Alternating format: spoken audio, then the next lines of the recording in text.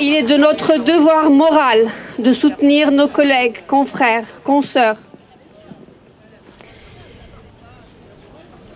professionnels de santé palestiniens, de rendre un chaleureux hommage à leur travail honorable et d'exiger la libération des soignants enlevés et détenus.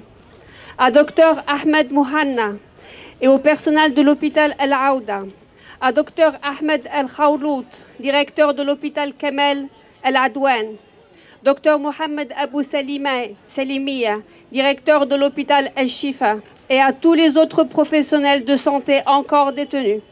À Madame Asma Al-Asra et Madame Safa Zeynou, infirmière, à Monsieur Ali Hajjaj, à Monsieur Adwan El-Goul, secouriste, à Dr Abou Noujaila, à Dr As-Sahal, médecin faisant partie de MSF, et à tous les acteurs de santé tués depuis le 7 octobre, à tous les WCNCF, comme Mouna El Adwan, 2 ans, Ahmed et Omar Shabat, 3 ans et 2 ans, Dounia Abou Mahsen, 11 ans, Darin, 11 ans, Karim, 14 ans, Ro El-Shafashif, 13 ans, et tant d'autres. Vous êtes l'humanité, vous êtes l'espoir. Dans ce noir cauchemardesque, vous êtes la lueur qui nous éclaire.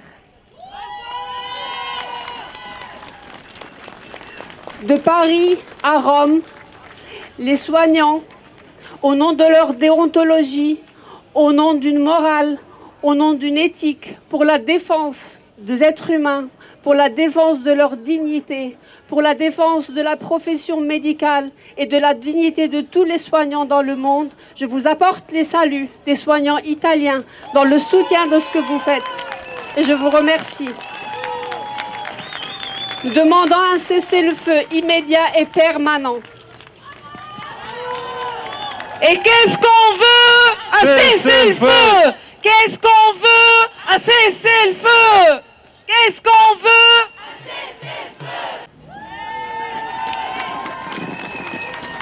Bonjour à tous et à tous. Alors moi je vais être courte, je ne vais pas reprendre sur ce qu'ont dit les collègues avant ou d'autres sur la situation en cours.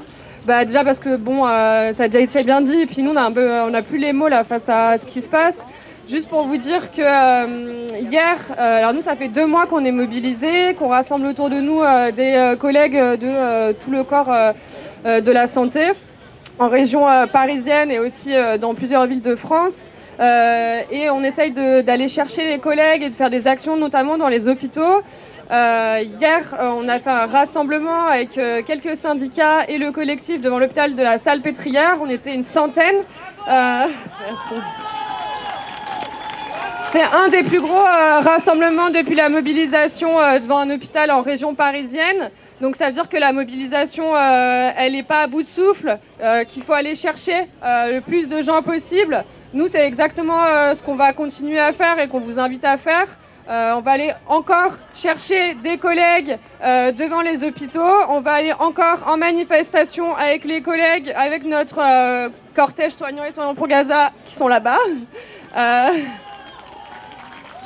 Et donc on espère que voilà, on sera de plus en plus nombreux à se retrouver tous les samedis en manifestation, à aller chercher le plus de gens possible pour construire le rapport de force dans la rue, mettre un vrai coup de pression en fait au gouvernement, notamment le nôtre, parce que on estime que Macron, en fait, il est comme Biden et bien d'autres, ils sont tout à fait complices de cette situation et qu'il faut aussi leur mettre un peu le nez dans la merde et que voilà, l'idée c'est quand même qu'il faut grossir, rejoindre le plus possible les manifestations, les actions, les collectifs, se regrouper, discuter ensemble.